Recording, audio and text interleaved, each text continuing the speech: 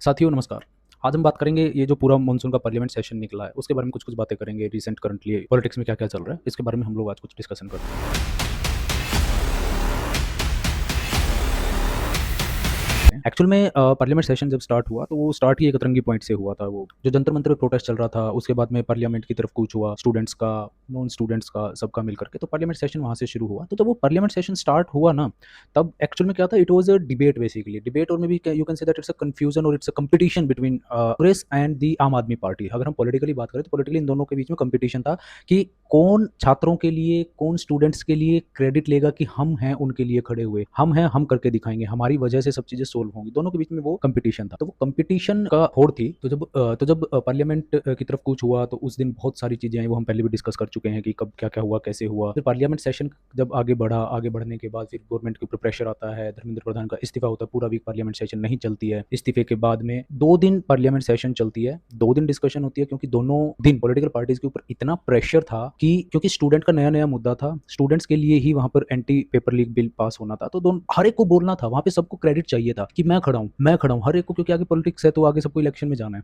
सबको ये चीज़ प्रूव करनी है कि भाई मैं ही हूँ बेसिकली। तो उन 2 दिन सबने पार्टिसिपेट किया, तो उसके बाद क्या है, विपक्ष मुद्दाहीन हो गया, उनको कुछ नहीं मिल रहा, but Rahul Gandhi want attention, उनको अटेंशन चाहिए। एलओपी है, एलओपी के माइंड में रहता है कि भाई मैं पता नहीं क्या करूँ, तो उनके माइंड में था कि ये चीज़ मुझे चलानी है, मुझसे चलेगी, मैं चलाने वाला हूँ, मेरे हिसाब से चलनी चाहिए। तो उन्होंने क्या किया, उसको दूसरी थ्रेड से जोड़ना स्टार्ट ने बोला कि जो 20 तारीख को जो आंदोलन हुआ, उसके लिए जो पैलेट गन चली या बोले डंडे चले, वो एक दो चीजें और उन्होंने ऐड कर दी। स्टार्टिंग में उन्होंने ये बोला कि गोलियां चली, फिर क्लियर हुआ कि यार गोली तो चली नहीं, गलत बोल गए, फिर वो पैलेट गन पे आ गए। फिर पैलेट गन से बातें थोड़ी सी आगे बढ़ी, तो फिर सुप्रीम कोर्ट में गई वो बातें। सुप्रीम कोर्ट ने भी बोला कि भाई बंद नहीं कर सकते हैं पैलेट गन, लेकिन क्योंकि वहां पर जो अधिकारी खड़ा है उसके हाथ में होता है, वो डिसाइड कर सकता है किस सिचुएशन में उसको पैलेट गन को यूज करना है, नहीं करना है, वो उसके हाथ में होता है। वीक ऐसे ही निकल गया पूरा का पूरा पार्लियामेंट सेशन का। देन कांग्रेस ने स्टार्ट किया बोलना कि हमें अमित शाह का भाषण चाहिए। उन्होंने स्टार्टिंग ये की थी, हमें अमित शाह का भाषण चाहिए। भाषण मतलब मैं वर्ड यूज कर रहा हूँ, स्टेटमेंट बोलते थे वो, कि हमें अमित शाह का स्टेटमेंट चाहिए, स्टेटमेंट चाहिए, स्टेटमेंट चाहिए कि उस दिन क्या हुआ, कैसे हुआ, क्यों हुआ। अब क्या होता है कि पार्लियामेंट का जो लास्ट वीक था, उस लास्ट वीक में गवर्नमेंट वाज रेडी कि अब इट्स अ लास्ट वीक ना, बेसिकली 3 या 4 दिन रह गए हैं, तो we have to do some. तो उन्होंने क्या बोला कि अमित शाह इज रेडी, सदन में आएंगे, सदन में आकर के बोलेंगे, बोलने के बाद वो सब चीजें एक्सप्लेन करेंगे, और दिल्ली के अंदर जो इंसिडेंट हुआ बोला उसे बोले, झारखंड पे नहीं होंगे। ये भी एक आपस में एक उनके बीच म्यूचुअल अंडरस्टैंडिंग थी, बट एक राहुल गांधी की जिद थी कि नहीं। अब जब उनके सामने चीज आई कि भाई अब वो बोलेंगे, फिर अमित शाह ने खुद ने आकर के बात बोली कि मैं दोपहर 3 बजे से लेकर के अगले दिन के 3 बजे तक मैं चर्चा करवा सकता हूँ, मैं सदन में मौजूद रहूंगा, जिस क्वेश्चन, जिस मुद्दे के ऊपर आप सवाल पूछना चाहते हो, आप वो सवाल पूछो, मैं हर सवाल का जवाब दूंगा। जरूरी नहीं है कि आप सिर्फ और सिर्फ पैलेट गन के बारे में पूछो, जो पूछना आप पूछना, मैं जवाब। प्रॉब्लम अपोजिशन के लिए यहां से खड़ी होती है। अब उन्होंने तो बोल दिया, अब वो आएंगे। अब वो इतनी लेट क्यों आए, मतलब एक ये बड़ा क्वेश्चन है कि 20 दिन नहीं आए वो, 20 दिन आज में ऐसा क्या भाई, 20 दिन में वो भी डेटा कलेक्ट कर रहे थे। उनको भी तो यार फर्स्ट डे थोड़ी ना आकर के वो बता देंगे कि उस दिन क्या क्या हुआ था, क्यों हुआ था, किस वजह से क्या करना पड़ा था, नहीं ना। 10-15 दिन उनको भी चाहिए, डेटा कलेक्ट करना है, उनको सब चीजों को वेरीफाई करना है, फैक्ट्स लेकर निकाल करके लाने हैं, ताकि उसको एक्सप्लेन कर सके, पब्लिक के सामने रख सके कि हमने इसलिए किया, उसके पीछे ये रीजन थे, जिसका रिजल्ट ये निकला है, और हमारी कोशिश ये थी, उसकी वजह से ऐसा हुआ। ये सब चीजें उनको एक्सप्लेन करनी पड़ेगी ना। वो ऐसा थोड़ी ना कि यार आएंगे अगले दिन आती बोलेगी ऐसे ऐसे हो गया, मैं तो बस खत्म, नहीं, ऐसे नहीं कर सकते ना। उनको टाइम, उनके पास जब डेटा कलेक्ट हो गया, सब चीज आगे, सब फैक्ट्स आ गए, जब उनको ये हो गया कि अब मेरे पास सारे वो फैक्ट्स हैं जो मैं पब्लिक डोमेन में रख सकता हूँ, मैं पब्लिक को जाकर के बता सकता हूँ, तब वो रेडी हुए। प्रॉब्लम ये हुई अपोजिशन के लिए कि जब अमित शाह ने बोला कि मैं आऊंगा, तो उन लोगों ने अपना स्टैंड ही चेंज कर लिया, गोल पोस्ट ही चेंज कर लिया। राहुल गांधी आते हैं, प्रेस कॉन्फ्रेंस में बैठते हैं, प्रेस कॉन्फ्रेंस में उनसे पूछा जाता है, तो वो कहते हैं बोले हमें उनका भाषण नहीं सुनना है।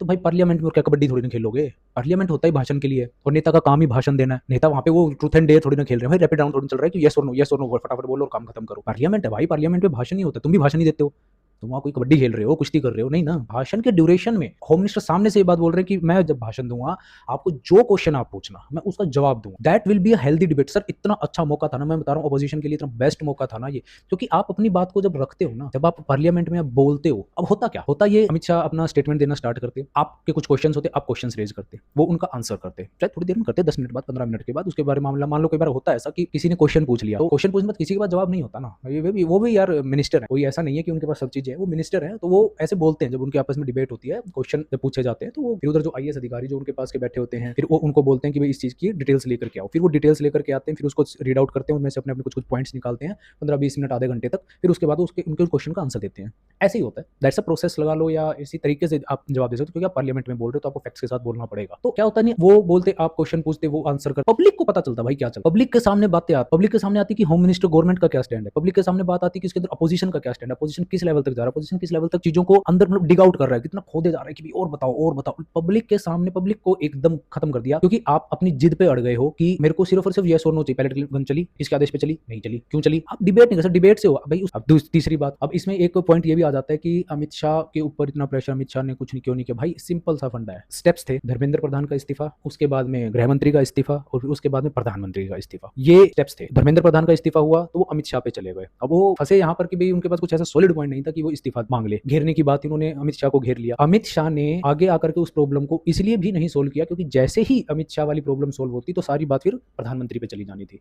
तो अमित शाह ने अपने लेवल पे उस चीज को होल्ड कर लिया। तो उसके बाद में पार्लियामेंट का लास्ट डे आता है।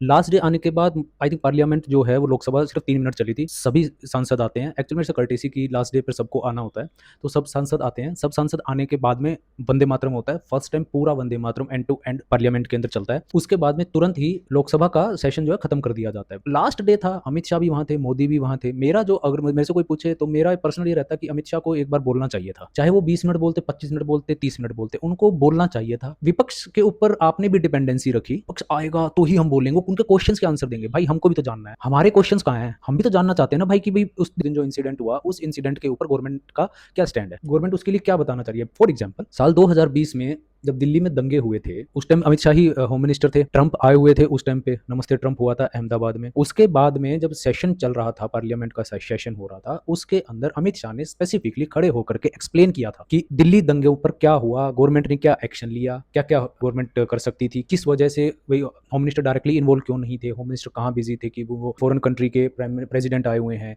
तो वो सब चीजें उन्होंने एक्सप्लेन, सेम एक्सप्लेनेशन यहाँ भी चाहिए थी। मैं पर्सनली बड़ी डिमांड करता कि आप एक्सप्लेन करते, लेकिन आपने नहीं किया। मैं उसको एक लेवल पे गलत भी मानता हूं, लेकिन उसको दूसरे लेवल पर एज ए पॉलिटिकली सोचा जाए तो बहुत सही भी था। आप बिल्कुल सही थे। इस बार बीजेपी काफी दबाव में थी क्योंकि सब चीजें अगेंस्ट हो रही थी ना। अब जैसे एकदम से अगेंस्ट हो गया सब कुछ कि राम मंदिर का भी मुद्दा आ गया, नीट पेपर लीक हो गया, उसके बाद आंदोलन हो गया, उसके बाद में दिल्ली में वो पार्लियामेंट कुछ की वजह से दिक्कतें हो गई, सब चीजें एकदम से घुल मिल गई, तो सब चीजें आपके अगेंस्ट थी। आप भी यही चाहते थे कि यार कैसे न कैसे करके पार्लियामेंट सेशन खत्म हो, डिस्कशन खत्म हो, डिबेट खत्म हो, बातचीत खत्म हो, ताकि हम लोग भी आगे बढ़े। आगे बढ़ने के बाद हमारे जो आगे के जो काम है हम उनकी तरफ फोकस करें। एक भाई आजकल एक बड़ी वो बातचीत चल रही है सोशल मीडिया पे बहुत ज्यादा, मतलब वो चल रहा है कि 2029 में तो बीजेपी खत्म, मोदी का दौर खत्म, मोदी खत्म, बीजेपी बिल्कुल डाउन चली गई है, आप देखो क्या हवा चल रही है आजकल। तो भाई मैं आपको एक बात अच्छे से बता देता हूँ, थोड़ा सा इतिहास में जाओ, 2-2.5 साल के बाद के दोनों का टाइम फ्रेम एक बार पकड़ लेते हैं। 2.5 साल हुए थे मेरे ख्याल से, हाँ लगभग 2.5 साल हुए थे। नोटबंदी की थी नरेंद्र मोदी ने, उसके बाद 6 महीने के बाद में जीएसटी आ गया था। जीएसटी आया, नोटबंदी हुई, दोनों चीजें साथ में हुई, तब भी देश में एक ऐसा माहौल था कि भाई आप तीनों ने तो ड्रास्टिक चेंजेस कर दिए हैं, बवाल हो गया है, देखो एमएसएमई खत्म कर दिया है इन्होंने, एमएसएमई खत्म होने की वजह से लोगों को रोजगार नहीं बचेगा, अब ये नहीं होगा, वो नहीं होगा, खत्म हो गया है, बीजेपी का बस ये गुब्बारा था, ये फूट गया। नहीं भाई ऐसा नहीं है, वो एक टाइम फ्रेम था, बीजेपी वहां से निकल गई। 2019 आता है, 19 में बढ़िया से इलेक्शन जीतते हैं। उसके बाद में फिर आप पकड़ लो 2 साल 2.5 साल के बाद में, 2019 के 2 साल के बाद 2021 में कोरोना की सेकंड वेव थी, जो ऑक्सीजन क्राइसिस था, बहुत नेगेटिव माहौल हो गया था सेंट्रल गवर्नमेंट का। खैर एक अलग डिबेट है कि स्टेट गवर्नमेंट्स ने अपने हाथ में ले रखा था, स्टेट गवर्नमेंट ने कुछ नहीं किया, बट हमें उम्मीद थी उस टाइम पर बहुत ज्यादा कि Narendra Modi will do this. तो ठीक है, एक माहौल था, बड़ा नेगेटिव माहौल था। फिर ऊपर से बंगाल का इलेक्शन हुआ था, बंगाल का इलेक्शन आप बहुत गंदे तरीके से हार गए थे। तो उस टाइम का अगर आप एक दौर याद करो, अच्छा उसके अंदर बैकग्राउंड में वो भी चल रहा था, किसान आंदोलन भी चल रहा था। तो उस टाइम भी, उस साल में भी पूरा ऐसे ही माहौल बना था कि बीजेपी खत्म, बीजेपी बिल्कुल लो पे चली गई है, देखो देश में माहौल, कितने सारे किसान इनसे खफा हैं, किसानों की वजह से कितने करोड़ों लोग इनसे दुखी हो रखे हैं, ये देखो बंगाल की वजह से और ज्यादा हारे, कोविड में इनसे मैनेजमेंट नहीं हुआ है। लेकिन काम इन्होंने अच्छे अच्छे किए हुए थे तब तक, 370 को हटाना, राम मंदिर का निर्माण शुरू हो गया था, बड़े बड़े तो बहुत बड़े काम थे, ये दो बहुत बड़े काम हो चुके थे। वो एक टाइम फ्रेम होता है, वही टाइम फ्रेम अब चल रहा है 2 साल 2.5 साल, ये टाइम फ्रेम है। इस टाइम पर टाइम अच्छा नहीं, बीजेपी का टाइम अच्छा, लेकिन बीजेपी की एक खास बात है भाई, कोर्स करेक्शन बहुत गजब करती है, कोर्स करेक्शन। और बीजेपी विल कम बैक, और वो बहुत जबरदस्त तरीके से कम बैक करेगी। आप आने वाले टाइम में देखोगे सब हवा जो है ना ये अपनी तरफ में घुमा लेंगे, और उसके लिए, उस हवा घुमाने के लिए बीजेपी का कोर्स करेक्शन तो काम करता ही करता है। लेकिन मैं एक बात और बोलना चाहूंगा इसके लिए कि बीजेपी को ना हर तीसरे महीने, मतलब हर क्वार्टरली, कुछ नहीं है 51 किलो ना, 51 लड्डू बनवाओ, बढ़िया मोतीचूर के लड्डू, देसी घी में मोटी बूंदी के लड्डू, जैसे पसंद हो भाई, 51 किलो राहुल गांधी के घर पे भिजवा दिया करो भाई, वो आपके लिए बैकबोन है। वो जब तक है ना, आपको कोर्स करेक्शन करने में एफर्ट भी नहीं लगा, आप ऑटोमेटिकली सब कुछ कोर्स करेक्शन हो जाएगा, किसी को कोई करने की लोड नहीं है। अभी वो हुआ ना कांग्रेस रचनात्मक वाला, भाई काहे की क्रिएटिविटी है भाई, यार आप इस देश के एलओपी हो, लीडर ऑफ अपोजिशन, भाई इस देश के हो आप, कांग्रेस के नहीं, आप देश के हो। आपके स्टेज पे संदीप दीक्षित खड़े होकर के किसी दूसरे देश की प्रधानमंत्री का, एक लेडी प्राइम मिनिस्टर का नाम लेते हैं और किस सेंस में लेते हैं, और आप उसमें हंस रहे हो। ये एक ऐसा पॉइंट है जिसको लेकर के बीजेपी लंबा लेकर के जाए। आप अपनी मतलब आप बीजेपी के लिए एकदम थाली सजा करके दे देते हो कि लो भाई लो थाली पकड़ो डू इट। इतना गंदा इतना भद्दी चीज की थी।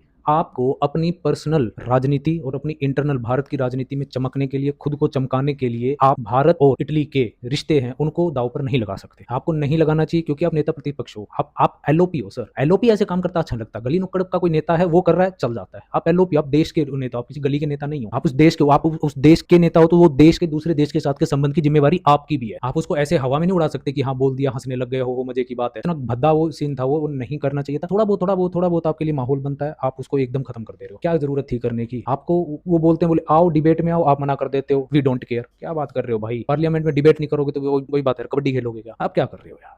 तो फाइनली हम ये बात कर लेते हैं कि जो बिल थे, कि बिल को लेकर के पार्लियामेंट सेशन में बिल्स वगैरह को लेकर के, देखो ऐसा है, एफसीआरए है। एफसीआरए एक लिस्टेड बिल था। एक्चुअली में क्या है, डिलिमिटेशन और जो वुमेन रिजर्वेशन वाला था, वन नेशन वन इलेक्शन, ये जो बिल्स थे ना, ये इस मॉनसून सेशन के अंदर लिस्टेड ही नहीं थे। गवर्नमेंट जो लिस्ट देती है ना कि हर सेशन से पहले कि भाई हम ये बिल्स लेके आएंगे, तो यार एक्चुअल में उसमें डिलिमिटेशन और वन नेशन वन इलेक्शन ये दोनों बिल्स थे ही नहीं। एफसीआरए था जो एक बहुत बड़ा स्टेक था। एफसीआरए को जेपीसी को भेज दिया गया है। अब वो क्यों भेजा गया है कि उसके ऊपर एक छोटी मोटी डिबेट भी है कि कोई कह रहा है, देखो जो अपोजिशन में है वो, जिसको जो बिल्कुल ही अपोजिट है वो ये कह रहे हैं, बोले अमेरिका का दबाव है, उन्होंने मना कर दिया था, जेडी वेंस का फोन आया था, बोले इस चक्कर में बोले उसको आगे पोस्टपोन कर दिया। मेरा जो मानना है इसके पीछे दो तीन फैक्टर्स हैं। पहला फैक्टर बहुत एक सिंपल सा है। देखो ऐसा है कि अभी पार्लियामेंट सेशन नहीं चला, एक नेगेटिव एनवायरनमेंट था गवर्नमेंट के लिए।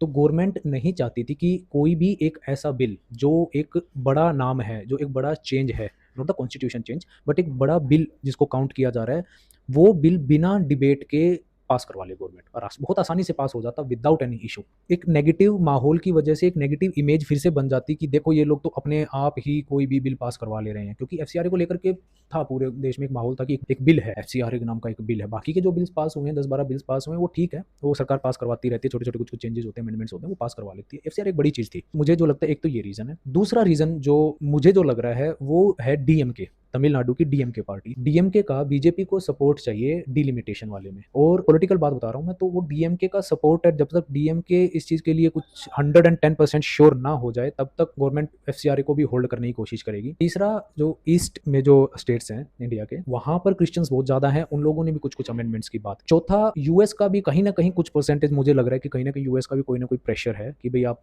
एक बार फिर से गो थ्रू कर लो इसके ऊपर, इसके अंदर जो लोगों जो स्टेक होल्डर्स हैं एक बार उनसे अच्छे से सब चीजें डिस्कस कर लो। ये 3-4 फैक्टर मुझे लग रहे हैं जिसकी वजह से इसको जेपीसी के अंदर डाल दिया। जब ये जेपीसी से निकल करके जब पार्लियामेंट में आएगा डिबेट के लिए, तो उस टाइम पे क्या है ना कि गवर्नमेंट ये चीज कह सकती है कि ये जेपीसी से आया है, इसके अंदर सांसद इन्वॉल्व थे, अपोजिशन पार्टीज के भी सांसद थे, तो हम तो अब ये नहीं कह सकते ना कि अब डिबेट नहीं करेंगे इसके ऊपर, क्योंकि सबसे डिस्कशन हो चुका होगा, सब स्टेक होल्डर से बात हो चुकी होगी। तो उसके बाद में क्या ना पॉजिटिव माहौल में होगा कि डिबेट की है, डिस्कशन किया है, देन फिर उसे पास करवाया। ये था एफसीआरए के लिए। दूसरा, डिलिमिटेशन वाला बिल का जो है, अभी जो बातें आ रही हैं, जो सुनने में आ रहा है, कहीं ना कहीं गवर्नमेंट जो प्लान कर रही है, आने वाले 1 महीने के अंदर, 1.5 महीने के अंदर एक स्पेशल सेशन बुलाएगी, जैसे इन्होंने अप्रैल में बुलाया था वैसे ही एक सेशन बुलाएगी, और उस सेशन में फिर से डिलिमिटेशन और वुमेन रिजर्वेशन वाले बिल को रखा जाए। वेट नहीं करेंगे विंटर सेशन तक। अगर विंटर सेशन तक वेट हो गया, कोई स्पेशल नहीं आया, तो वो 100% विंटर सेशन में उसको पास करवाएंगे, क्योंकि उसके बाद में यूपी का इलेक्शन। ये डिलिमिटेशंस के लिए, डिलिमिटेशन बिल के लिए था। एक और टॉपिक जो राहुल गांधी और मल्लिकार्जुन खड़गे उठा रहे थे कि चंदा चोरी, तो मेरा पॉइंट ऑफ व्यू इसके ऊपर रखना चाहूंगा, चंदा चोरी के ऊपर।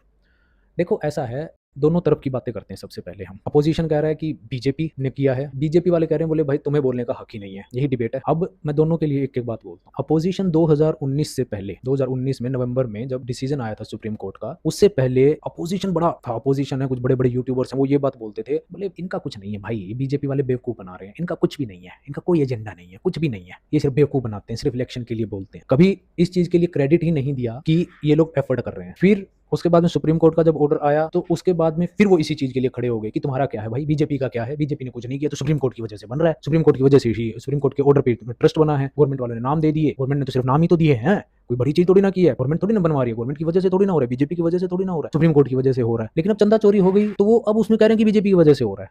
मेरा सिंपल सा मानना है भाई कि अगर आपने क्रेडिट नहीं दिया उनको, कि राम मंदिर के अंदर आपका कोई क्रेडिट नहीं है, तो तुम चंदा चोरी में भी क्रेडिट मत दो। इसी का वाइस वर्सा है, अगर बीजेपी ने राम मंदिर का क्रेडिट लिया है, तो चंदा चोरी का भी सहरा उन्हीं के ऊपर बंधेगा भाई। पॉजिटिव पॉइंट क्या हो रहा है इसमें बीजेपी के लिए? दो चीज हो रही है पॉजिटिव पॉइंट। पहला, योगी आदित्यनाथ जिनको लेकर के बहुत बड़ी पॉजिटिविटी है लोगों के अंदर कानून व्यवस्था की, उनकी निगरानी में उन्होंने अगर एसआईटी की जांच बिठवाई है तो वो काम करेगी, क्योंकि वो कानून व्यवस्था है और योगी आदित्यनाथ के ऊपर लोगों को विश्वास। दूसरा, इसको अगर पॉलिटिकली देखोगे, आप पॉलिटिकली देखो तो अखिलेश यादव बहुत अग्रेसिवली आए हुए हैं कि बीजेपी चंदा चोरी, बीजेपी चंदा चोरी, मंदिर, राम मंदिर के भक्त, ये वर्ड्स बहुत ज्यादा यूज कर रहे हैं। मेरा तो पर्सनल मानना है कि वो ये गलत कर, क्योंकि सनातन हिंदू मंदिर, हिंदू धर्म, ये सारी की सारी बीजेपी की पिच है। अगर आप उनकी पिच पे जाकर के बैटिंग करने की कोशिश करोगे ना, तो वहां पर फिर टफ हो जाएगा भाई। वो बीजेपी चाहती है ना कि भाई पूरा इलेक्शन इसी मुद्दे पे आ जाए। पोलराइजेशन में बहुत इजी रहता है। ये बीजेपी की जो पोलराइजेशन की पॉलिटिक्स है वो हिंदू मुस्लिम की है। तुम्हारी जो पॉलिटिक्स है समाजवादी पार्टी की, कांग्रेस की, वो जातियों की है। आप चाहते हो कि जातियों के अंदर चीजें बटे, जातियों के अंदर